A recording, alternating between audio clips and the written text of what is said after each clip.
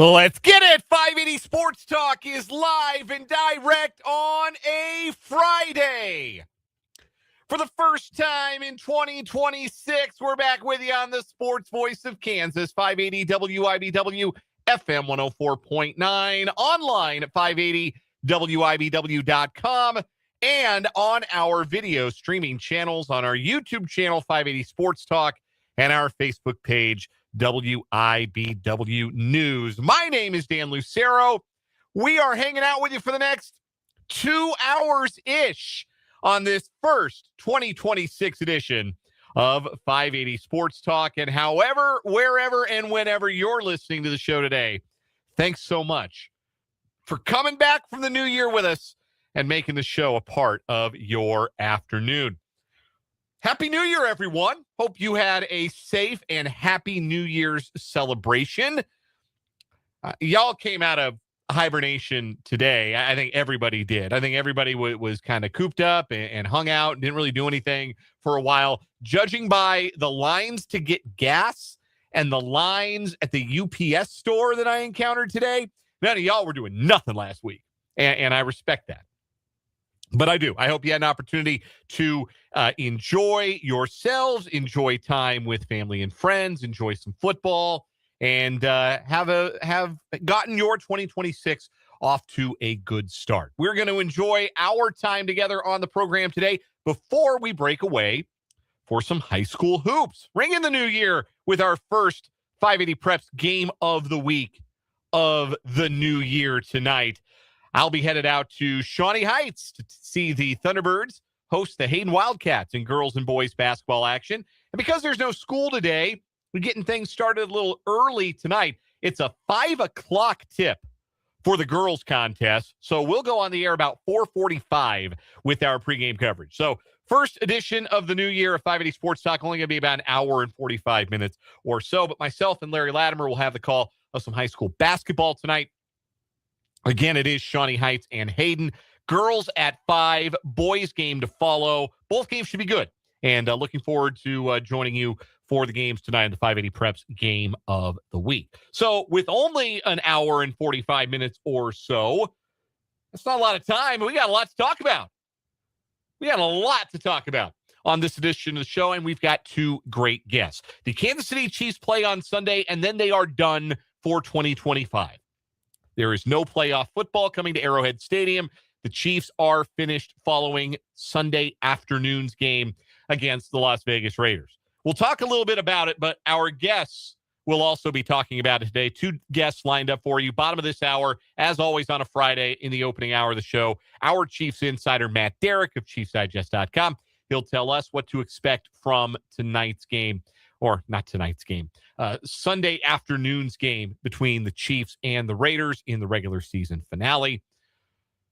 And coming up in the 4 o'clock hour, our final conversation of the season with the great voice of the Chiefs, Mitch Holthus. He joins us throughout the Chiefs season, and we're used to talking to him deep into January and into February. But obviously that won't be happening this season with the Chiefs wrapping up with Week 18 action on Sunday. So for the final time this year, we catch up with Mitch on the program coming up at about 4:30 or so. So, two great guests today talking some Chiefs football with us, and we'll get a little bit to the game. And it may be dismaying to you to hear this, but I'm going to go ahead and echo the sentiment. The Chiefs are not going to lose on purpose on Sunday. If they lose, it will be because they are worse than a Raiders team with no Max Crosby and quarterback by Kenny Pickett. And they might be. They might. I have my doubts that they are, even with Chris Oladokun running the show. I still think the Chiefs probably have more talent on balance than the Raiders are going to have and should win the game. They're favored after all. But they're not going to go and lose it on purpose so they can move up maybe 2-3 spots in the draft. I'm sorry to be the bearer of this news. If you would rather pick like 8th or 9th than 12th or 13th, I don't think that's what you're going to see. I actually do think the Chiefs are going to win on Sunday. But I thought they were going to win every game. So my record is not great this year. I think the only game I would have picked them to flat lose outright would have been that second Bronco game on Christmas. So, yeah, my record on this is not the best, but I do kind of think the Chiefs are going to send this thing out on a winning note. We'll get into that in a little bit. Also, some college football playoff thoughts, since that's what we all spent yesterday watching, was it not? What else was there to do on New Year's Day but watch college football? We didn't get a lot of great games. In fact, we got 2 duds. Texas Tech's offense failed to make the trip to Miami for the Orange Bowls. They were shut out by Oregon. And wait, I'm sorry. This says Indiana beat Alabama 38-3 in an American football game. That can't be right. I'm still not over it. I still can't process it. Indiana 38, Alabama 3 in football. Real live, not video game on rookie mode football. But we did get one good game. The Sugar Bowl was outstanding. Late field goal wins it for Ole Miss, pulling off the upset over Georgia. So the Final Four is set, and we'll talk a little bit about that here at the top of the show. We got some On Second Thought. We got What Is Wrong With You? And then at 4:45, we're out of here for high school basketball. So, again, a lot to get into. Not a lot of time to get into it within, but we're going to make the best of it here today on 580 Sports Talk. Want to hear from you on the program? The text line is open. 785-272-9429 is the number. 785-272-9429 is that number. You can also reach out on the YouTube comments. Get at me in the YouTube comments if you are watching the show live on our YouTube channel, 580 Sports Talk.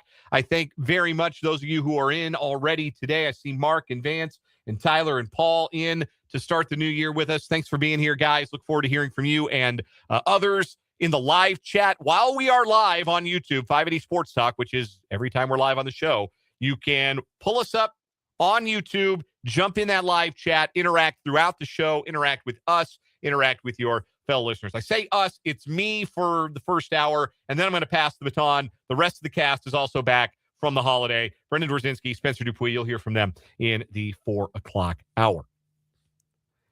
But again, great thanks to everybody joining us today. And again, my sincerest hopes that you had a wonderful new year, a safe new year. You got to ring in the holidays safely. That you did not lose any appendages, blowing stuff up, lighting off fireworks on New Year's. I'm told there were a lot. I got to confess, I slept through them. First time in my life, I did not make it to midnight. I had no desire to make it to midnight. I was exhausted. My wife and I toasted to the new year with the East Coast at 11 o'clock, and then we went to bed. That was all that we had in us. And so I did not make it to the official start of the new year in the Central Time Zone. And that is the first time that has ever happened to me, which maybe that's fitting. This is, after all, 2026. This is the year I turned 40. So I guess I've just got to embrace the fact that I'm not the man I used to be. Washness is descending upon me, perhaps. But I hope you had a great new year. I really do. And I'm glad you're here on 580 Sports Talk. Let's talk some football, shall we? The college football playoff. I want to talk about this because I think this is the big story in sports. And to be frank, there's just not a whole lot of meat on the Raiders-Chiefs bone. So it is rare. And we will probably, I hope we will never do this again as long as I am hosting 580 Sports Talk, that we go into a Week 18, a Kansas City Chiefs game on the Friday before the final game of the season and not really want to talk about all that much. Because do you really want to hear an extended breakdown of what Chris Oladokun is going to do against the Raiders defense? If Chris Oladokun's first NFL start is any indication, he won't be asked to do much. You're going to see a very conservative, very vanilla game plan. A lot of handoffs to Isaiah Pacheco because God knows we got to see more of him. So we'll get to the Chiefs in a second, I promise. And we'll talk about them plenty with Matt Derrick when he joins us here in about 20 minutes, and with Mitch Holthus, the voice of the Chiefs, when he joins us in the 4 o'clock hour. We're not going to short you on Chiefs talk today, I swear up and down. But the college football playoff is the thing that everybody is talking about because we had the 4 games, and the Final Four in college football is set, and the 4 teams still remaining with a chance to win the national championship in college football are somehow Oregon, Ole Miss, Miami, and Indiana. Ole Miss will play against Miami. Indiana will face Oregon in a rematch in the other national semifinal. Winner of that game will play for a national title. Only Miami of the 4 teams remaining has ever won a modern era college football national championship. So we're going to have a new champion, effectively. We got about a 75% chance, 3 out of 4, of having effectively a new champion. And this was the promise and the hope of the playoff, right? That would open the door to more teams having a chance to win a national championship in football. And I have long said, I don't know about that. I have long said this is a closed system. I have long said you don't just win championships in football. You have to have the dudes. You have to have the want to. I am 2 weeks away from having to issue one of the bigger mea culpas of my broadcast career and my sports talk career, because if it ain't Oregon, who, while they have never won a national championship, they are certainly not exactly new to the whole idea of competing for a national championship. They played a national title game before. They are perennial contender in that vein. They're really the only school that has cracked that club in the last 25 to 30 years. They did it with Nike money. Nobody else has Nike money. They're an exception. They're not the rule.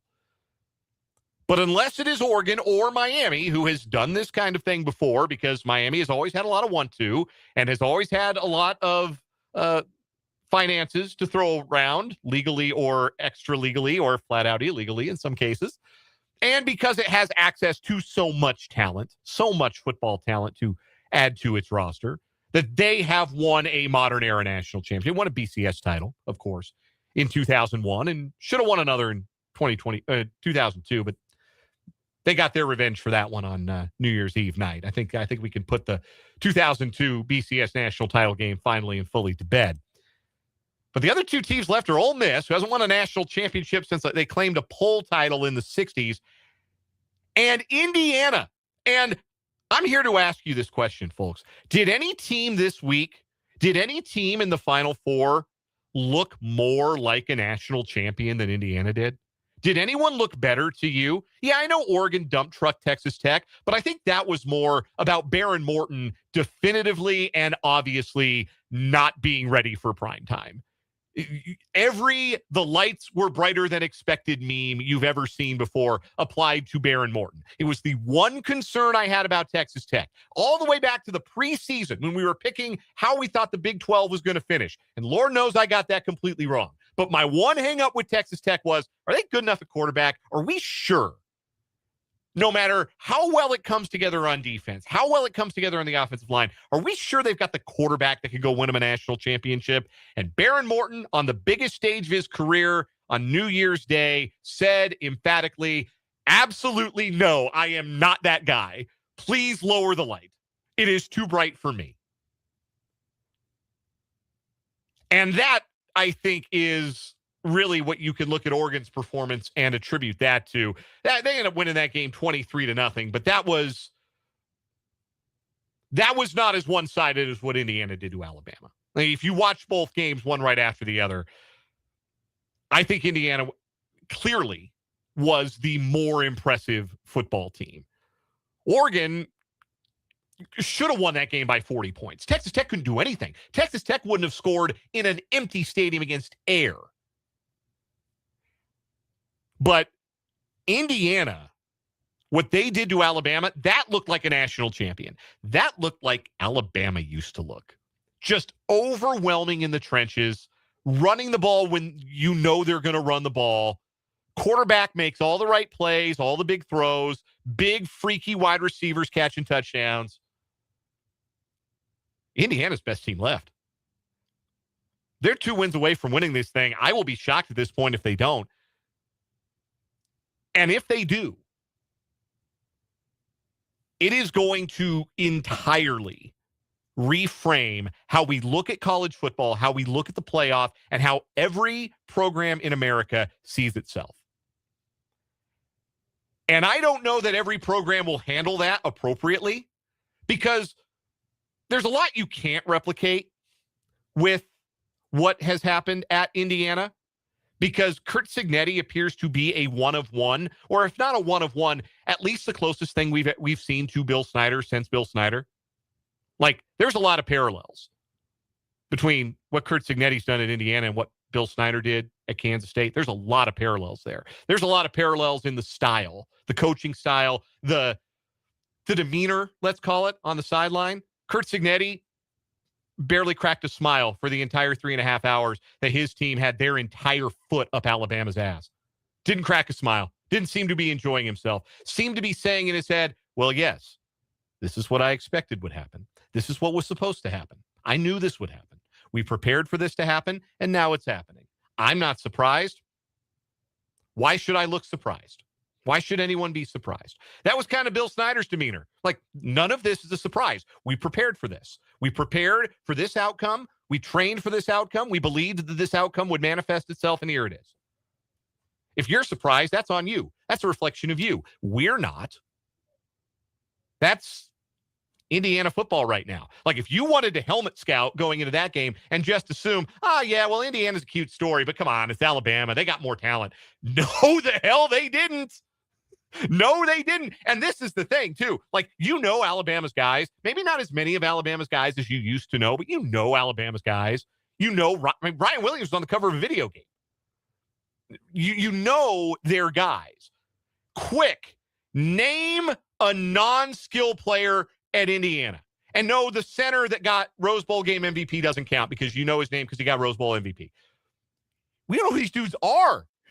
Like, there's not the obvious first-round draft pick other than their Heisman Trophy winning quarterback. But, like, this is not a team comprised up and down of day 1, day 2 NFL draft picks. They just play better football than you. They're better in the trenches. They execute better on a play-for-play basis. And yeah, it helps they have the Heisman Trophy winner quarterback. We can be honest about the advantages that they do have. But this appears to be very much like a coaching thing at Indiana. So how replicable is that? How many Curt Cignettis, how many Bill Snyders, for that matter, are there out there? I don't know. I don't know that, but I know that there are going to be a lot of schools out there, a lot of schools that have been woebegone in football, or a lot of schools that have felt like 8-4, 9-3 is kind of their ceiling. We're going to be out there looking for a Curt Cignetti, because that's how that's happening. But Indiana winning a national title would totally reframe the conversation around the college football playoff and reframe the concept of who can win a national championship. And there are some ways I think that could have some negative effects for certain programs that maybe learn the wrong lessons. But I think by and large, it gets very hard to accept the argument that there are only but so many schools who belong in the exclusive college football club if Indiana took 2 years and kicked the door down. And again, what did Indiana do that was so special other than just decided they were going to be good at football and then were good at football? That's the craziest thing about this. It's not like they went out. Like, Fernando Mendoza was a good player at Cal last year. He was not a preseason Heisman favorite. He was not the preseason number 1 pick in the draft. He was not a 4 or 5-star prospect getting a second chance, change of scenery that he needed. This was kind of just a guy. Now he's the Heisman Trophy winning quarterback and presumptive number 1 pick of the upcoming draft, and he might win the Natty. All these other guys that Indiana had. This isn't Deion Sanders' Louis luggage, right? This is a bunch of guys that followed Curt Cignetti over from James Madison. That's how they built through the portal there. And they're the best team in college football. And again, by sight, in the 4 games we saw the last 2 days, by sight, they are the best team by a lot. Indiana. And if they can do it in 2 years, well, why can't you? Probably because, again, there's not a lot of Curt Cignettis out there. But that will be what every program will say. That will be, I think, a net positive for the college football landscape, because it will make it seem like the club is open in a way that the club has felt closed, and that I've insisted that the club is closed. You don't get in the club of teams that could win a national championship. There are but so many of them, whether they are currently in that kind of shape or not. But if you can get in the club just in 2 years, and not just, Indiana, they were a decent program and then they leveled up. Indiana was in hell under Tom Allen. Kurt Signetti booted up college football 26 and played it in real life on rookie mode. It's not supposed to be possible, but if it is possible, then it's possible anywhere. If it's possible in Indiana, it's possible anywhere. And I got to admit, that would be pretty cool. But that's what we've got. The other big conversation, of course, is that 3 of the 4 teams that had byes lost. That makes the team with a bye 1-7 so far in the college football playoffs. 12-team era, 2-year history, if that twisted sentence makes sense. Last 2 years, the bye teams are 1-7, so there's a lot of, they're going to get rid of the bye. What part of Baron Morton peeing down his leg was the first-round bye's fault? What part of Trinidad Chambliss loses his mind and just blacks out for an entire fourth quarter against Georgia? What part of that was the fault of Georgia getting a first-round bye? What part of Ryan Day turtling up in a big game, never seen that before, what part of that was the fault of Ohio State getting a first-round bye? It's football, and this is a small sample size, and when you play a good team against another good team in a neutral site, sometimes the underdog wins. And frankly, rather than looking at the number of games won by the team with the bye, in this round, look at the number of games won by the favorite, the betting favorite in Vegas. The favorites are 5-3 in the first 2 years. Upsets are going to happen. Short enough continuum, it could seem like it's a plague, or if you're negatively inclined, or it's a trend. But I'm here to tell you, it's not the bye's fault that Baron Morton wasn't ready for prime time. And it's not the bye's fault that Trinidad Chambliss made in succession 3 of the most unbelievable plays I've seen a college quarterback make. And then Georgia forgot to block somebody on a 4th down that they never should have gone for in the first place. Like, that wasn't the bye's fault. Ohio State losing, Julian Sayin throwing a swing pass right to a Miami defender, that was not the fault of the bye. College football playoff is not perfect. It is too beholden to the bowls. It is too stretched out. There's no reason the college football season should be continuing until January 15th. There are things that could be fixed. You'd have to convince the bowls to divorce themselves from the college football playoff, which, good luck with that. But you could fix it. You could make it better. But the first round bye is not the problem that everybody out there is claiming it is today. We'll get your reaction on the text line, 785-272-9429, and in the YouTube comments, 580 Sports Talk on YouTube. Some quick thoughts on the Chiefs game. Then Matt Derrick's going to join us. Mitch Holthus in the 4 o'clock hour. We got a short show today due to high school hoops. Really glad you're here for the first show 2026 on 580 Sports Talk.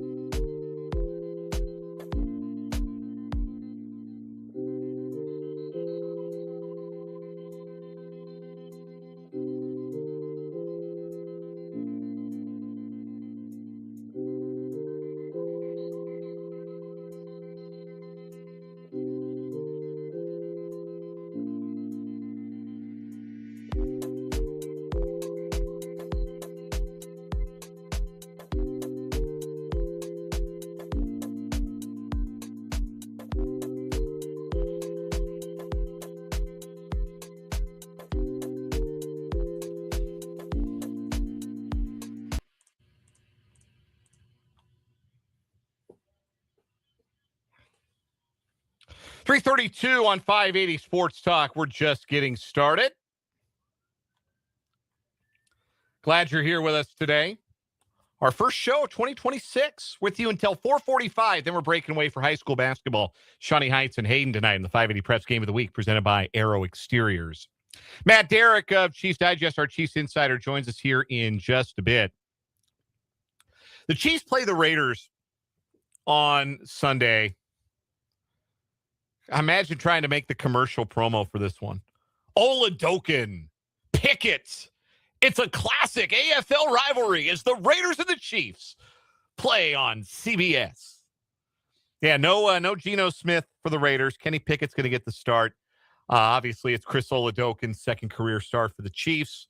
Nothing to play for but draft position for both teams. The Raiders' loss guarantees them the number 1 overall pick, which they'll probably use to select Fernando Mendoza in the 2026 draft. A Chiefs loss probably gets them into the top 10 of the draft. If they win, and I think they will, then they'll probably pick something like 12th or 13th. I know there are a lot of Chiefs fans who would rather have that 8th or 9th pick or 10th pick than the 12th or the 13th pick. The degree of difference there is really not that much. You can still get your guy if you pick 13th. This is not the difference between picking first and second or first and third or first and 10th. The difference between picking 8th, which I think might be the best case scenario, and picking 13th, it's not that wide. It really isn't. You can still get your guy. That's just the way the draft works. Teams have different needs. You end up getting who you're looking for. I'll tell you what, after watching the college football playoff games, you sign me up for some of those guys playing the last couple of days. You sign me up for Jeremiah Smith in a Chiefs uniform. You can sign me up for Ruben Bain out of Miami in a Chiefs uniform. Yes, please, and thank you. Big fella, a defensive tackle from Ohio State. Forget his name, but you can sign me up for him in a Chiefs uniform. Yes, you can. But I'm just going to go ahead and say it. Like, the Chiefs are not going to tank. They're not going to blow Sunday's game on purpose. They're not going to play to lose. And the reason they're not going to do it is the same reason nobody else does it. Like, do y'all think the Raiders tank this year? I'm asking sincerely. Do you in your head believe that this was a tanking year for the Raiders? Because you go back to August, go back to the way they built that roster. They didn't set out to tank. They just stunk. You don't lose games in the NFL on purpose. Okay? You don't. You lose games in the NFL because you stink, because you don't have enough good players. And the Chiefs right now, as presently constructed, with the guys who are going to play, like no Patrick Mahomes, no Rashee Rice, no Trey Smith has been ruled out. He's not going to play. Like, there's a lot of guys. Trent McDuffie. Present iteration of the Kansas City Chiefs does stink. Yes, it's not good. I still think it might be better than the Raiders. So they're going to play to win. And the other part of it, too, is, look, they've lost a lot of football games in a row. I don't know if you noticed. They've lost 5 in a row. You're a team like the Chiefs. You can't go into the offseason on a 6-game losing streak. You can't do that. You want to set a tone for your program, for your operation that, you know what? We win around here. We expect to win around here. If the Raiders don't expect to win, if the Raiders expect to lose, if the Raiders are happy to pick high in the draft every year, because you notice they pick high in the draft every year because they stink every year. If that's the Raiders' expectation, then good for them. But if you're the Chiefs, no, our expectation is to win on Sundays. And that's the kind of program, that's the kind of operation the Chiefs have. So I think that comes into play, and I think you're going to see that come into play with how the Chiefs perform on Sunday. And I'd like to see him cut it loose with Chris Oladokin, too. If I have one wish, if I've got to watch this game on Sunday, and I'll watch it so you don't have to, but if I'm going to watch this game, I want to see Chris Oladokin cut it loose. I don't want to see 13 completions for 60 yards, 22 attempts for 66 yards. Whatever it was against the Broncos. The Raiders pass rush, especially without Max Crosby, it's not the Broncos pass rush. Let Chris Oladokin cook. That is my request. I hope that is the New Year's resolution. Hey, Matt Nagy, Mr. No Contract for next season. You want to look good going into hiring season? Drop a game plan against Chris Oladokin looking red hot. Drop a game plan where Chris Oladokun can put up a 30-piece. You can get any job you want, Matt Nagy. Any job you want. A lot on the line is what I'm saying for a lot of different principles in Chiefs Raiders. We'll talk more about it, of course, with Mitch Holthus, voice of the Chiefs, in the 4 o'clock hour. But when we come back, it's Matt Derrick, our Chiefs insider, joining us on 580 Sports Talk.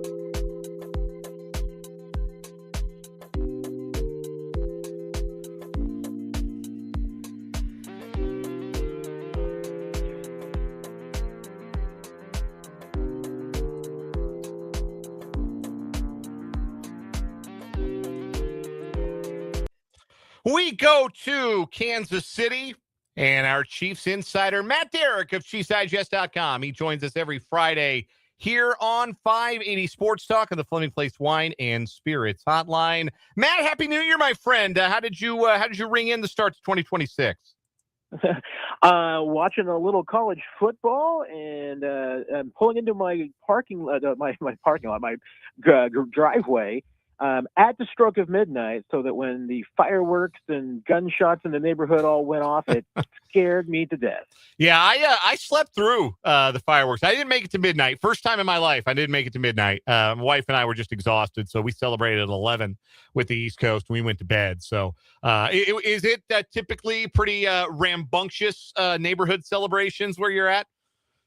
I would say I think it was a little bit louder than a Chiefs touchdown during the regular season, but certainly below a victory win in the playoffs. Short of a playoff win. Okay, yeah, I could see that. That makes some sense. Well, it's going to be a while until we hear Chiefs playoff victory celebration fireworks. Those will have to wait till at least 2027. Chiefs, of course, have been eliminated, play their final game of the regular season and of the 2025 season on Sunday against the Raiders, and doing so again really shorthanded. A lot of guys are going to be sitting out. A lot of guys are on IR. Trey Smith has been ruled out. Does this almost feel a little preseason-y to you, Matt, in terms of who's going to play and the expanded opportunities and auditions some guys are going to get for maybe 2026? Yeah, you mentioned that. I mean, the Chiefs have 20 players on injured reserve, so there's a pretty good chunk that you won't see. They've got about 7 who are listed as doubtful, questionable, or out for Sunday. They probably won't play. And then there's going to be a few more. I mean, this is going to be a typical, I think, Week 18 game that you see. There's going to be a lot of backups who are going to be starting. The only starters you will probably see are going to be guys like Creed Humphrey, who has his consecutive game streak going. He's never missed an NFL start.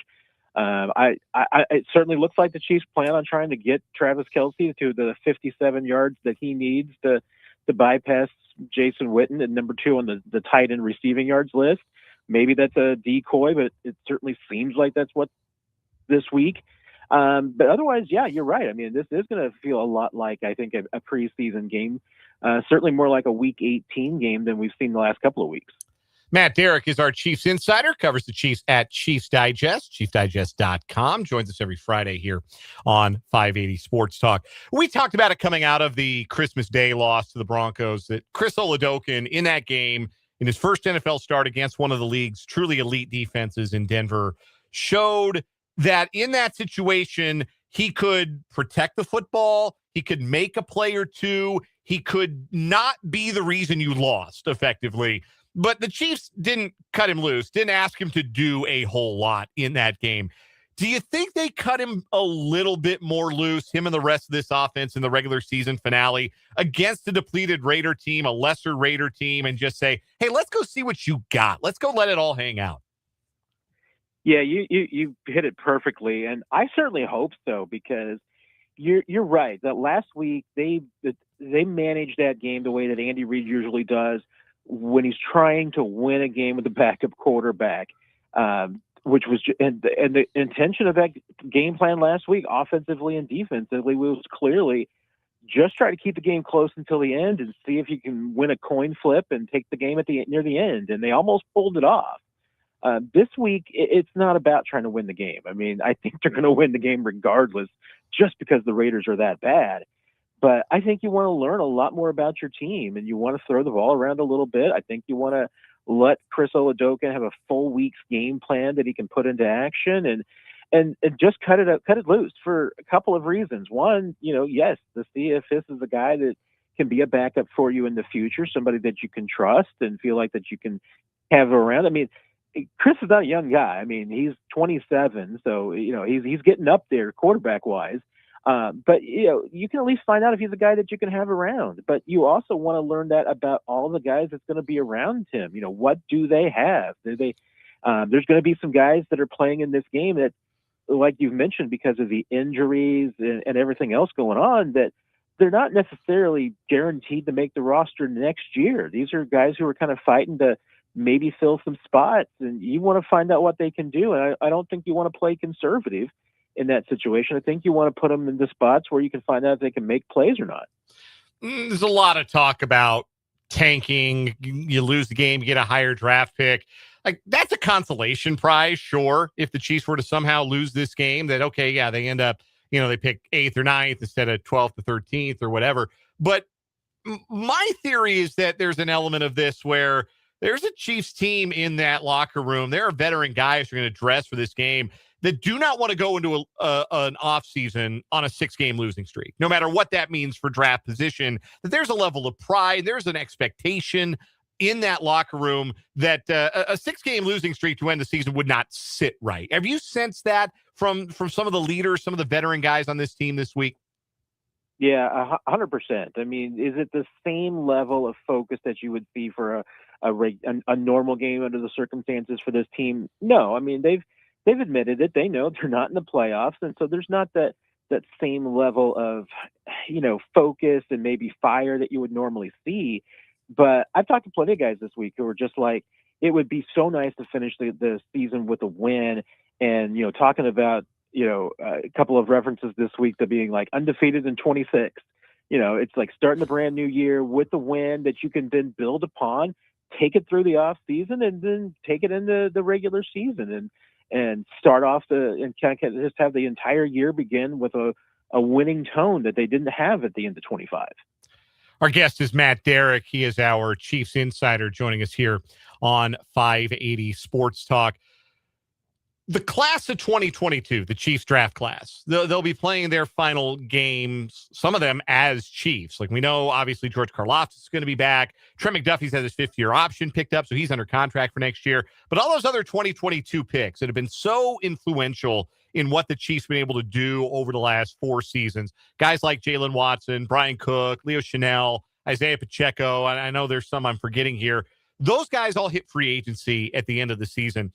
Do you think that there is a little bit of a feeling amongst that entire group that this might be goodbye to a lot of them just because of the financial realities of the game? Or do you suspect that there might be more than a couple of guys from that 2022 class that keep wearing Chiefs uniforms to get their second contracts from the Chiefs?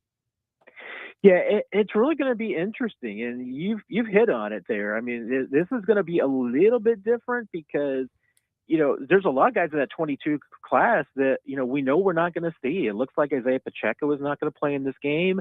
Jalen Watson and Trent McDuffie are both on injured reserves. We'll certainly see Najee Johnson, probably a little bit of Brian Cook. And those are a couple of guys, and Brian Cook especially. I mean, he's probably at the top of the list of players in that 22 class who are going to be free agents and not under contract for next year that I think the Chiefs would love to be able to keep, but it's going to be costly. And Leo Chenal, I'll be honest. I mean, I certainly got the vibe in the last couple of weeks that Leo is also another one who's going to be on injured reserve and not play this week. Leo probably, I feel like, even with his message that you may have seen on Instagram, that it feels like he's moved on and that maybe he's accepted the fact that he's not going to be back in Kansas City. So I do think that this is the end of a chapter. And this week, it's sad, Dan, because I think it's going to be a little bit of a whimper because of just how many of these guys are not going to play this week. And there's just going to be a handful of them. I mean, Najee might be the biggest name that's going to be out there this weekend. I read a prediction. I believe it was The Ringer put together their list of the top 40 impending NFL free agents of 2026. And a prediction that Brian Cook could get up to $15 million a year.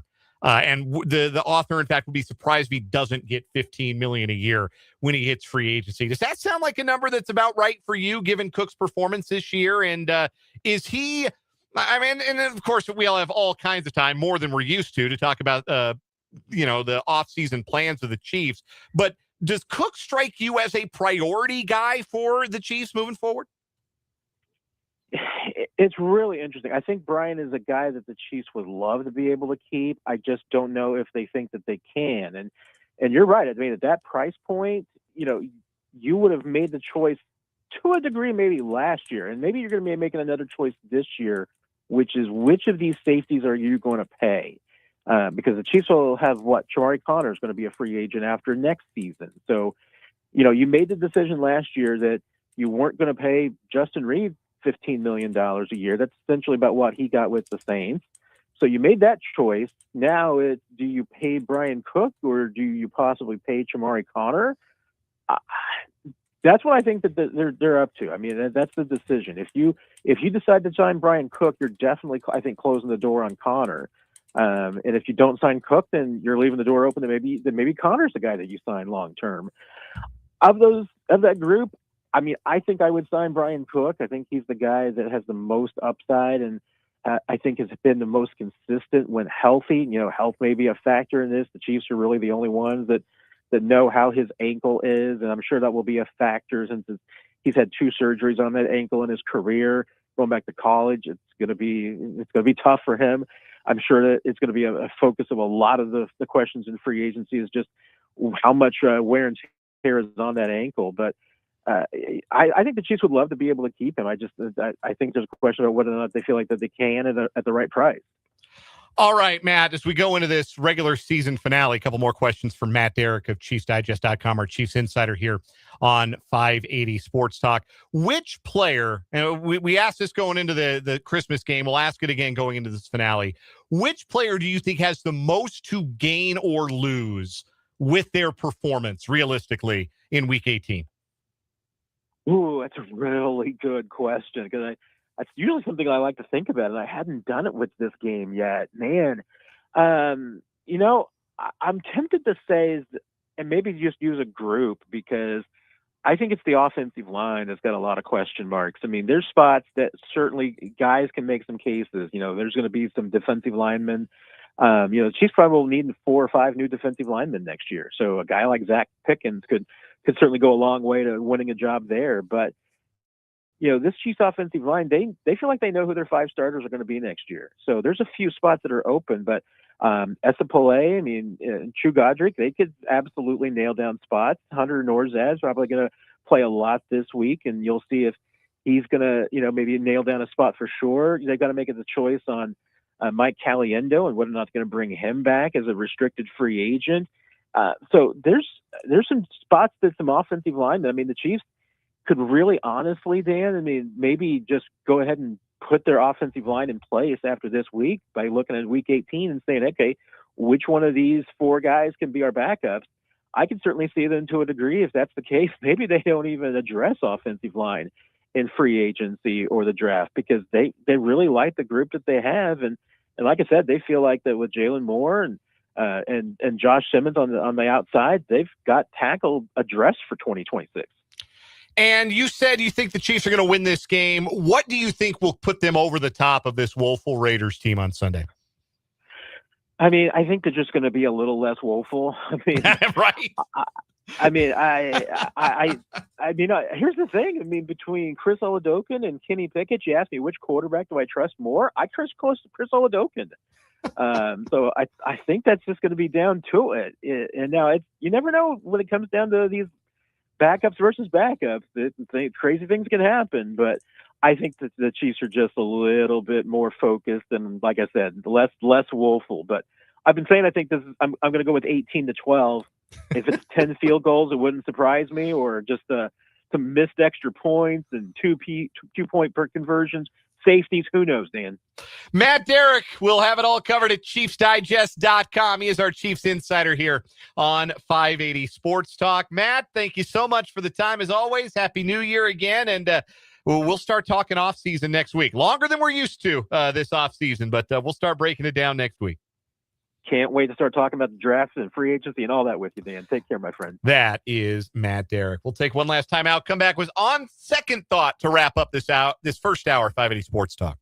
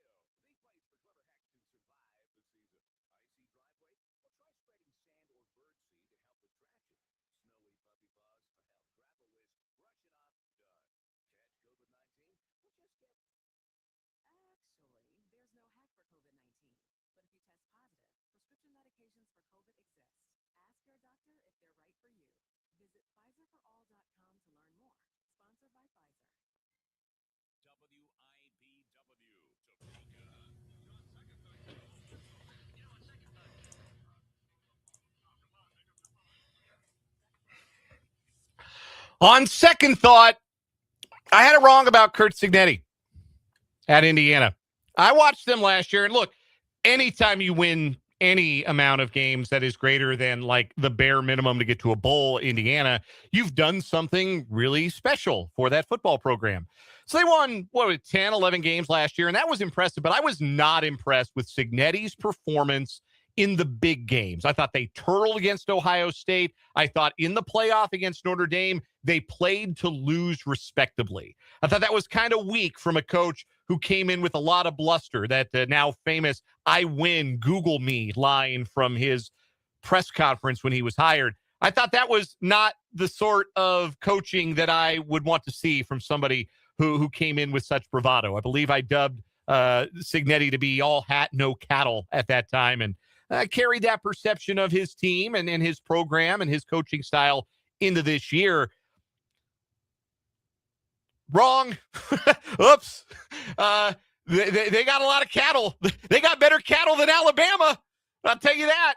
There's a lot of hat, but there's a lot of cattle too. And you watch Indiana play football. It is remarkable. They are the more well-prepared team. They don't miss a run fit. They don't miss tackles. They're where they're supposed to be, and they do what they're supposed to do every single play. They made beating Alabama with a bunch of like 3-star kids look like the easiest thing in the entire world. And if you knew that, you are one hell of a football coach. So I had it wrong on Curt Cignetti, and I had it wrong on Indiana. I kind of thought that when they got into big games this year, they would play to not lose. They might win all of them, including the biggest one at the end of the year. I'm out of here for High School Hoops. Spencer and Brendan have you for the final 45 minutes, including my conversation from earlier today with Mitch Holthus, the voice of the Chiefs, on the final hour of 580 Sports Talk.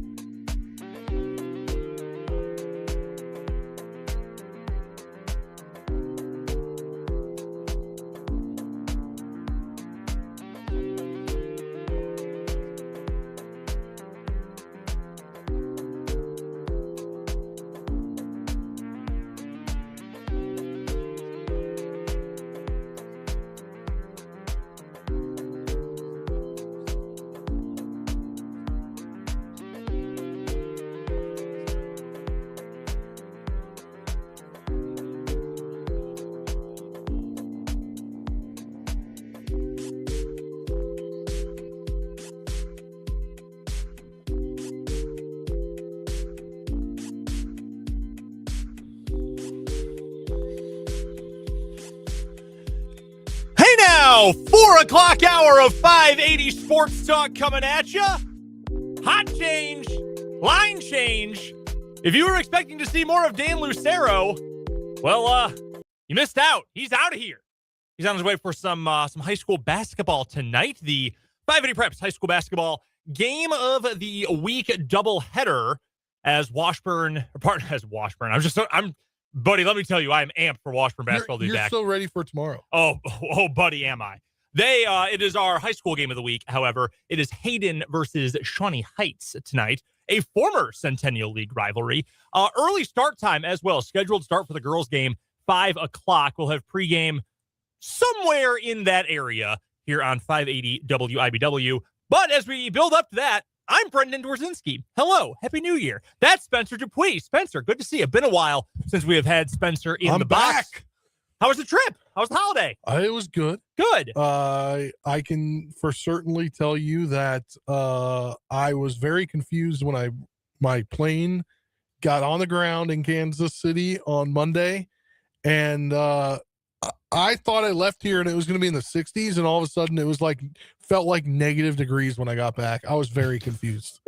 Like one day, like a 36-hour period, it was like freezing. Yeah, you missed out on the unbelievably hot weather here. It was very strange, but glad to have you back. Glad to all be back here as we wrap up this week on 580 Sports Talk. A little bit of a hodgepodge here for the final hour of the show today, hour-ish of the show today. It'll be Spencer and I. We're going to get to kind of our 580 Sports Talk headlines here, just some big stories from today. We'll also get some NFL picks for this week. There's effectively 3 games that matter. We'll pick the Chiefs game as well. I don't have it in our notes, but the NFL gods gave 2 of them to ESPN. Yeah, so that's the funny thing about one of these games. It's sort of a winner-take-all for the NFC South, but also it might not be, depending on how the other NFC South games goes on Sunday. We'll talk about that. It's the most NFC South thing that has ever happened in NFL history. So we'll get to that. We'll get to the 3 big games. That is Carolina versus Tampa Bay for the NFC South, sort of, kind of. That is the battle for the number 1 seed, San Francisco and Seattle on Saturday night, and then Sunday Night Football with the Ravens and Steelers. One's in, one's going home. We'll break down those games. We'll pick the Chiefs game as well. Get some college football notes. No, Dan talked a lot about the CFP to open up the show. Spencer and I are going to share our big takeaways from the quarterfinal round of the college football playoff and some notes from KU and K-State as well. We've got What Is Wrong With You coming up. Just a nice little one-day week of What Is Wrong With You to open 2026. I'm not going to lie, Spence. I've got a banger. I love my story today. I like mine too. All right. That's what I like to hear. That's what I like as we start a new year of What Is Wrong With You. And we're going to hear from Mitch Holthus. That's right. Dan ran down Mitch before he ran out of here today. So we're going to hear from Mitch Holthus and all his thoughts heading into Week 18, a rare, meaningless, to a degree, Week 18 for the Kansas City Chiefs. We'll talk to Mitch Holthus, the voice of the Chiefs, coming up about that in just a little bit. We want to hear from you as well. Hit us up on the text line, 785-272-9429 is that text line number. And you can also, of course, find us on YouTube. That is right. Head to youtube.com, search 580 Sports Talk. Subscribe to the channel while you are there. Then you can watch along with the show. It's not just audio. There's video to it as well every single day that we go live. And I want to remind you that once we hit 900 subscribers on the YouTube, it's karaoke time here on 580 Sports Talk. 16 more subscribers. And as soon as we get there, we'll set a time. Spencer, myself, Dan, we're all going to do a little karaoke here on the program. So we are looking forward to that. Need 16 subscribers, though. Once we get to 900 on the YouTube, it's karaoke time. Don't forget Spotify, too. Let's just go through all the housekeeping here. Spotify, if you want to go check out the podcast. Wait, we literally got a new sub in the last 10 minutes. Bang! Because when I pull up in here, my daily routine is to always just check the number. Sure. Just so I know when we're doing things like this. And at 4:03, it said 883. Look at that. Shout out to our newest sub in the last 5-6 minutes. Hell yeah. And again, if you want to go check out the podcast, it's always with you. Everyone's got Spotify. Well, not everyone, but you know what I mean. Just search 580 Sports Talk. You'll find the podcast broken down hour by hour. Good to see everybody who's hanging out with us on the video feed today. Mark H., our man, says, hope y'all had a good Christmas and a good New Year. And I did. It was a very nice Christmas. Got to spend it with my wife, with our kid. Her first Christmas where she kind of like doesn't really know what's going on at just a year old, but she enjoys unwrapping presents. I can tell you that. She definitely loves that part of it. So no, it was lovely. New Year's was nice and easy. So appreciate that and hope you guys all had a lovely New Year's as well. One thing that I wanted to get to, because this came up with Dan and some of the fine folks in the YouTube comments at the end of the 3:00 hour. I just wanted to add my 2 cents to this. The Chiefs and the draft picks, because wherever you end up in the draft order doesn't just affect you in the first round, it affects you throughout the entire 7-round draft. But there was a discussion going on, and I don't know exactly what Dan said. I was on the phone taking care of something at the time, but essentially gleaning from the commentary here, Dan is of the belief that you do the Herm Edwards. You play to win the game coming up on Sunday against the Raiders. For the record, just to start, I also believe that, generally speaking. Tyler, among others in our YouTube comments, appreciate Tyler hanging out with us today, said, crazy talk on these airwaves that you think a top 10 player is worth more than a meaningless game against the Raiders. I will say this contextually. Again, my viewpoint and the viewpoint of the players is always going to be you play to win in that game, or at the very least, you play to look your best. Yeah. Because though for the players, like, I don't give a rat's what about a draft pick. I might not be here. And in the case that I'm not here, either A, I want to look good so they want to keep me around, or B, I want to put something good on tape so someone else signs me next offseason. I'm not worried about the draft. I'm just worried about getting myself all taken care of, and I get that. Coaches generally feel the same way. It's front offices who, worry about the tanking potential and all that. I will say this just with the context of this year's draft. I don't think, some years like, God, this class is incredible. You could find all these various positions that you need all over the place. Oh, it's going to be incredible. Tons of quarterbacks or tons of receivers or some receivers. Based on what I know, just my own belief, because I enjoy the draft and the draft process quite a bit. And the belief of people that I trust, that I listen to a lot of NFL talk and college football talk and draft talk over the course of the week. This draft class on paper is not good. Like, this is one of the weakest overall classes that we have had in some time. Now, all the hype is always about quarterbacks. I don't know if Dante Moore from Oregon is going to come out. He'll be a first-round pick if he does. I love Fernando Mendoza at Indiana. I don't know how you can't watch him and not think, damn, this dude is the real deal. He's not the most gifted guy in the world. He's going to be a good number 1 overall pick, in my opinion. But based on what I know, after like the 5th pick, the drop-off in talent is not all that steep, frankly. A lot of good players, a lot of guys who will probably be Pro Bowlers. There will probably be some All-Pros because there's just too many players in the NFL and too many players who come in the draft to not have that be the case.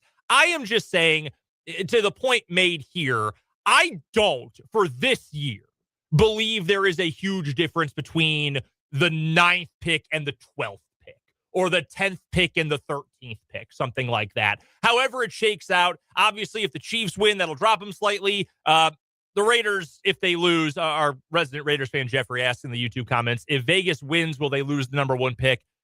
Possibly. I believe it is likely they will lose the number 1 pick should they beat the Chiefs. So they would the Giants get that at that point, or the Giants? I don't even think the Giants have the second best odds right now to get it. I don't know who does have the second best odds, but I do not think it is the Giants. The Jets? The Giants, Jets, Titans, and Cardinals are all 3-13. So it'll end up depending on final record. It will end up depending on strength of schedule. There's a whole lot of stuff that goes into it. I just know if you're the Raiders and you want that first pick, you want to lose to the Chiefs. And frankly, I think they will. I will tell you that right now. We'll make our picks here in a second. I think the Chiefs are going to win this game this weekend. I think the Raiders are just completely hapless. So Raiders fans, enjoy Fernando Mendoza, the quarterback from Indiana, by way of Cal. I just think that it means more to the guys to win. And here's the thing. Again, you're playing a team in the Raiders that is completely hapless and doesn't have their best player. Their quarterback situation's abysmal. They can't block for anything. Like, they're just awful. Those players, no matter who you are putting out there, are going to try to win for the Kansas City Chiefs. And that is going to be the big difference maker in this game. The players are never thinking about tanking. Ever, ever, ever. They're worried about their paycheck, their ability to feed their families, all of those things.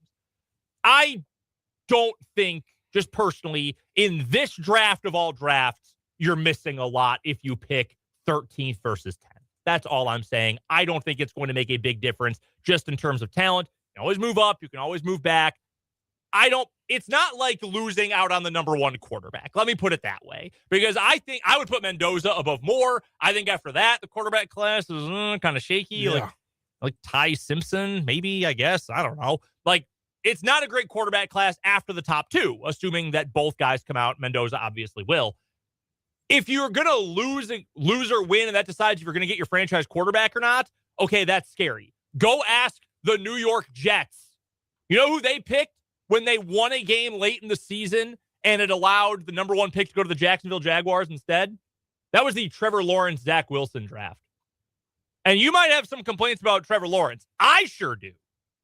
But I'd rather have him than Zach Wilson. Tell you that much. Yeah. So I can understand it if you're that high. End of the top 10, personally, I don't think it's quite as big of a deal. All right, let's get to a couple of headlines today, Spencer. There are some big news-making notes from around the local sports world. You want to start with KU or K-State? I think the bigger news is KU. All right, let's do it. I agree with you, and I'll explain why here in a moment. So the big news for Kansas football today, Kansas basketball, Darren Peterson sounds like he's probably going to play tomorrow. Yeah, that's a big deal. All right. I'll believe it when I see it, but all right. I like the positive vibe. They get on the court and he's playing and he finishes the game. Yeah, great point. He might come back and play, but what happens? Then he leaves early. Gets a cramp 3 minutes into the second half. Yeah, no thanks. So the big news for KU football, number of players have transferred out today with the portal opening. However, Andy Kotelnicki is back. After 2 years as the offensive coordinator at Penn State, obviously a big turnover at Penn State, Kotelnicki back on the market. He is returning to KU as associate head coach. No word on if that changes anything for Lubick or Zabrowski. I don't think it will. Those three all worked together to great success for several years. No bridge is ever truly burned. We heard, and I heard through the grapevine, I'm not going to tell you I have a bunch of inside sources or anything. I'm just telling you through the grapevine, people I know who know people in the know. That's essentially what we're talking about here. I had heard Lance Leipold was pretty pissed when Kotelnicki left. Like all those years of eventually you're going to be a head coach. Eventually you're going to be a head coach. You left to just a different offensive coordinator job, also in the P4. Like what is that? I had heard, I'm not reporting, I just had heard Lance Leipold was pretty pissed off about that. No bridge is ever truly burned. And maybe Andy Kotelnicki said, you know what? I'd rather go back to where I know things are going well. And I know that I'm going to get myself a position to be a head coach in the future and work with people I know, in a place I know, with people and places that I like. I don't know how this could be a bad thing for KU unless there's some sort of weird resentment in the offices that we probably would not know about until next offseason. But I feel like he wouldn't be coming back if there was this much resentment. I agree. No, I'm with you. I totally agree on that. So I think this is a good thing overall. Again, there are going to be questions about the play calling here. And I think Lubick, Zabrowski, who I both like, and Kotelnicki, who obviously KU fans like, look at what happened when he was the offensive coordinator. Those three can work together. There's no doubt about that. I am curious, though, what the chain of command is going to be. Lubick doing all the things he does, the play design and all that. Zabrowski was calling plays last year. Kotelnicki obviously has called plays for a long time. Lance Leipold is going to be obviously very involved in that as well. I am fascinated and I'm interested when we get our next media availability with KU to find out what does that chain of command look like. That's the number one thing to me. Overall, though, I don't know how you could be upset about this if you're a KU fan. Yeah, I don't either. I think it brings back what we saw success with the KU offense. And now, depending on where your quarterback comes from, in-house, a true freshman somehow takes the job, or a transfer portal guy, I don't know how four guys talking to one person might be a little much.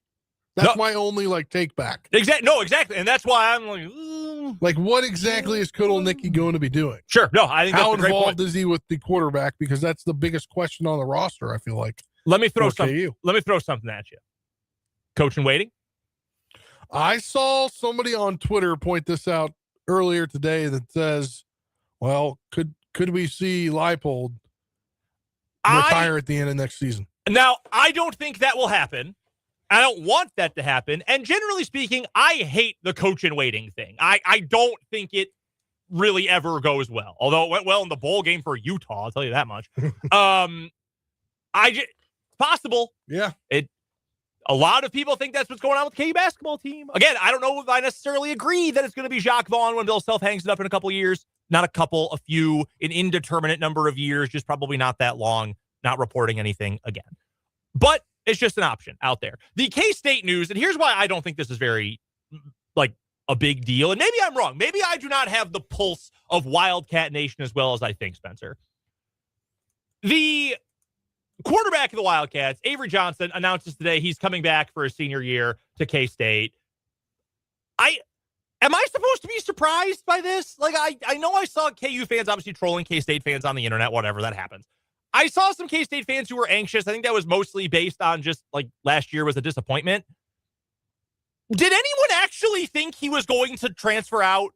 I'm not crazy, right? There was no way he was going to leave. I feel like, too, if he was going to, it was going to be within 36 hours of Colin Klein being named head coach. Yeah, we would have already heard. It wouldn't be on the day that the portal opens. He would have announced his intent prior. And, also, I don't think it was going to happen because I'm pretty sure the minute that it became official, he posted a picture with him at a quarterback camp back in the day or something. Yep. The best games of his career were with Colin Klein calling the plays. Yeah. They've got a great relationship from the recruiting. I don't know. And Cats fans, if I'm wrong, please feel free to tell me I'm wrong. I know you feel comfortable with that, and you should. I don't.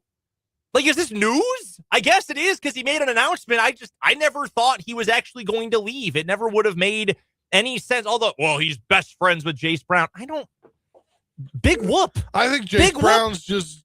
I think they're buddies. I think they're boys. But I think Jace Brown had a lot of people in his ear. Yeah, about cha-ching. Now, I'm happy for Kansas State. Don't get me wrong. This is good. In fact, it's a great thing for that program. I'm not trying to say that. I'm just saying I didn't think there was any doubt that he was going to end up leaving. I didn't either. We're a little tight on time, so we're going to jump right into some game picks here, Spencer. We'll go quickly through these. The big NFL games of the week, real quick. Chiefs, I got the Chiefs. Spread is 6. That's a gross number. I'd probably take Raiders cover, Chiefs win. This game's going to suck. But I got Chiefs winning outright. Yeah, I've got the Chiefs winning outright. I don't even want to pick the spread there. All right, so the 3 other games that truly matter in the NFL this week.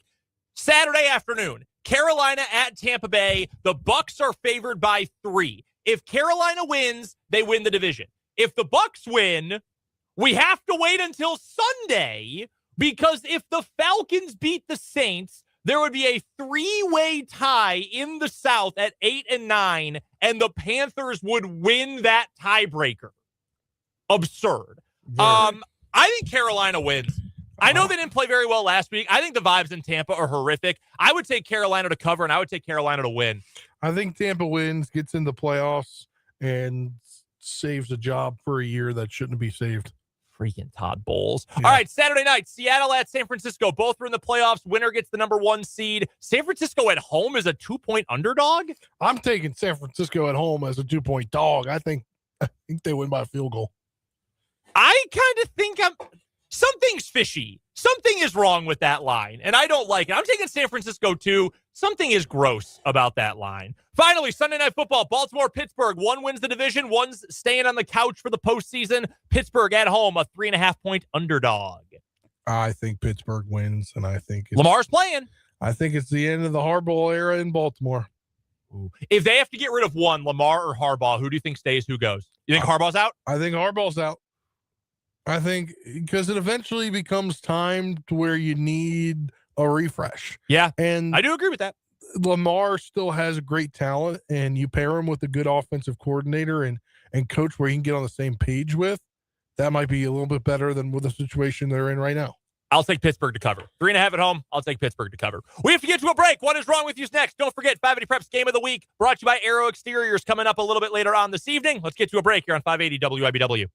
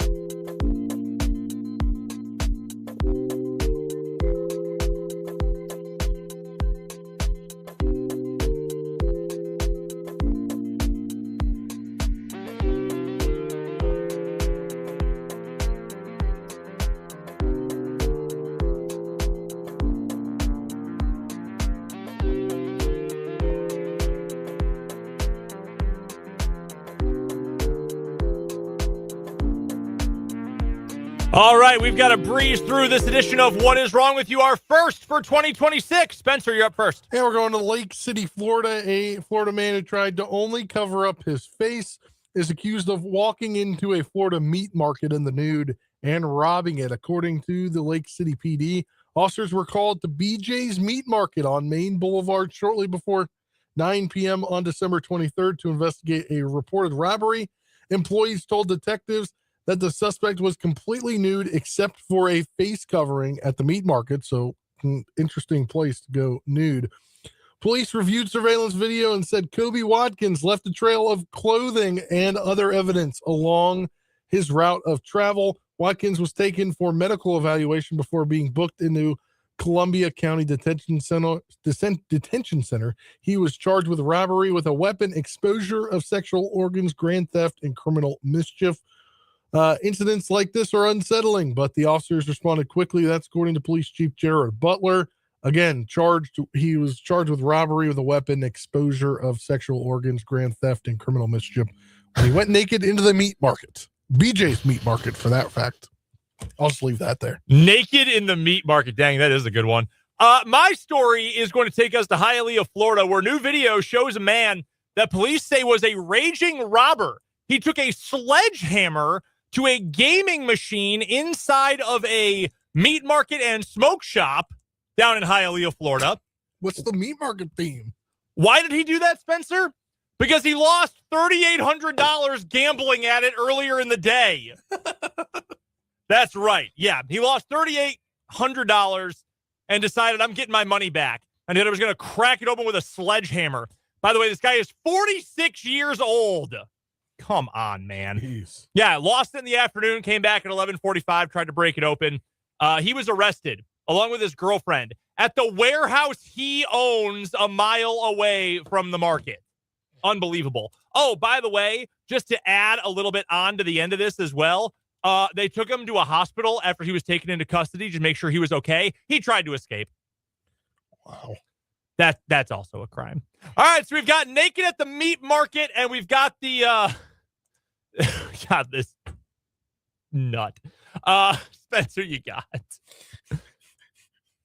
I love both of these stories. I wish we didn't have these back to back. Yeah. Damn. All right, who's your vote? I think if you go naked at the BJ's Meat Market, man, he's coming out with something. All right, I'm going to let the fans choose then. I'm going to let the people choose our first What Is Wrong With You weekly winner of the year. I'm going to go with our guy taking a sledgehammer to the gambling machine at the market down in Hialeah, Florida. Dude, you lost. That's part of gambling. So we're going to let you vote. When we come back from the commercial break, we will have our conversation with Mitch Holthus. That's coming up next, plus your votes either to 785-272-9429 or in the YouTube comments. That's coming up after the break on 580 Sports Talk.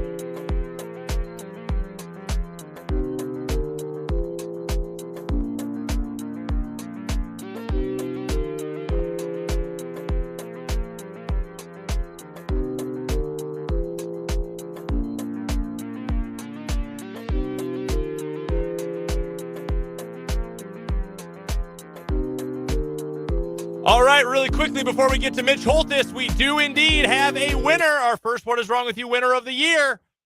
Naked at BJ's Meat Market. Jeffrey on YouTube. Good Lord, man. Says, bring your sausage to BJ's.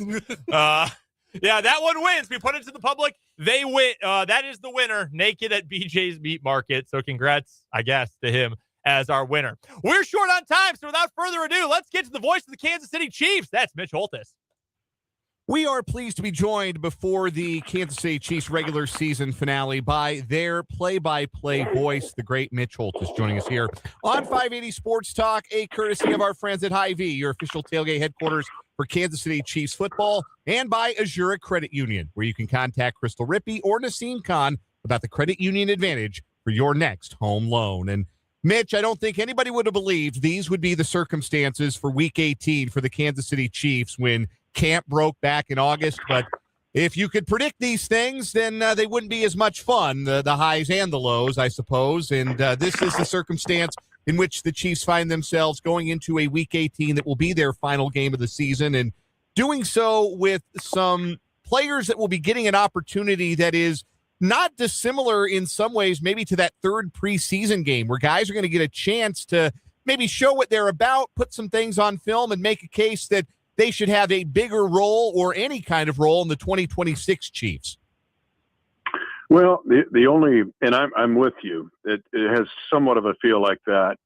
However, you're going to be playing against Malcolm Kuntz. You're going to be playing against Devin White. You're going to be playing against players you would not play against in the second half of a preseason game. You're going to play against Landon Roberts and Jamal Adams and Tyler Lockett and Trey Tucker. And so in that sense, it is different. Now, the discussion, there's been a lot of it, and people have said, hey, lose this game, get a better draft pick. Well, the Chiefs are still going to be in position to get a really good draft pick, even if they win this game and they're at 12.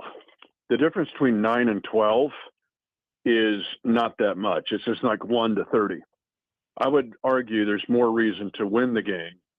And I kind of laid it out a little bit on some other reports, or actually the Minute with Mitch on WWW television was the class of 22, and I'll get to that in a second. But you want to win this game because you're 6-14 in games counting the preseason since the loss, including the loss of Super Bowl 59. You need to win. You don't turn winning on and off like a video game. You just don't. And all of the theme throughout the building this week, in specific, from coaches to players to the guys leading the way still that are veterans, are you want to win this game. 2, you got to find out about Chris Oladokun. What do you have with him? And he's looked good. He's not looked intimidated. He's been competitive. He almost beat Denver, but he needs to win a game. He doesn't want to go in to, is he a vice president or not, if he hasn't won an NFL game. 3, I don't know if this is Kelce's last game or not, but I would say more likely it is than it isn't. And if that's the case, do you want to win Travis Kelce's last game against the Raiders, or do you want to lose it? There's a lot of reasons to win it. So it's not a tank and get a better pick. That's only going to help your position a couple of spots. And I'm going to tell you, you're going to get the same guy, or maybe even better, depending on your need, when you're 9 to 12 or 9 to 13. You mentioned the draft class of 2022, Mitch, and for many of them, This could be their final game as Chiefs. There's an uncertain future for all of them other than your first-round picks, where it's still uncertain for Trent McDuffie, but he's on the fifth-year option, so he has a contract for next season with the Chiefs. And George Karlaftis obviously signing that extension. He's under contract for years to come with the Chiefs. For the rest of that class, guys like Brian Cook, Leo Chanel, Jalen Watson, and the others, this could be their final game in Chiefs uniforms.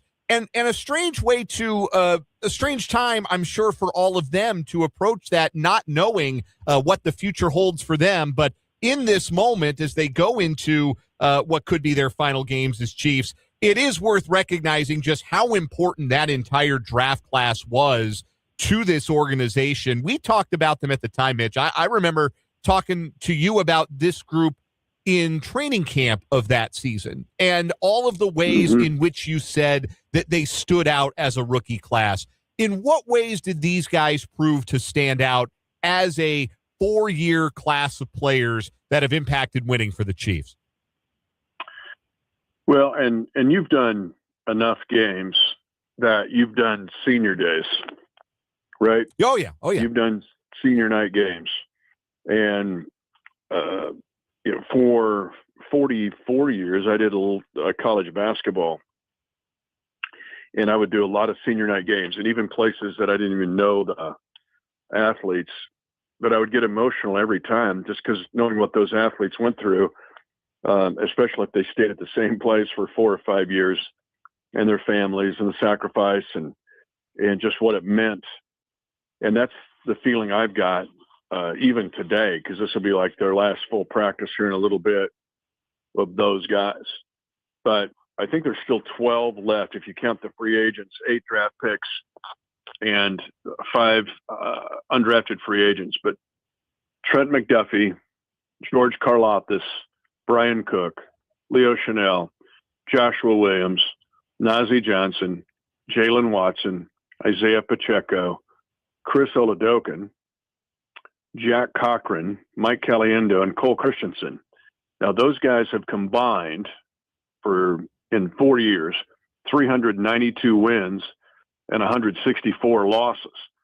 And keep in mind, that's a combined 10 losses for most of these guys. So that's about 100 losses there. So these guys are really in the range of about 300 wins and 60 losses.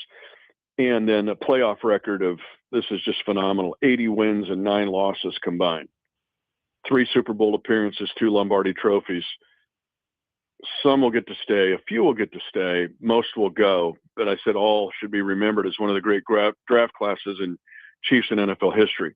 They were remarkable in the fact that they were so advanced in their mental and emotional maturity. And again, some will stay. Got to make a decision with McDuff. You mentioned the 5th-year option. They've already paid Karlaftis. He'll be around. What do you do with Cook? Leo Chanel will be a free agent.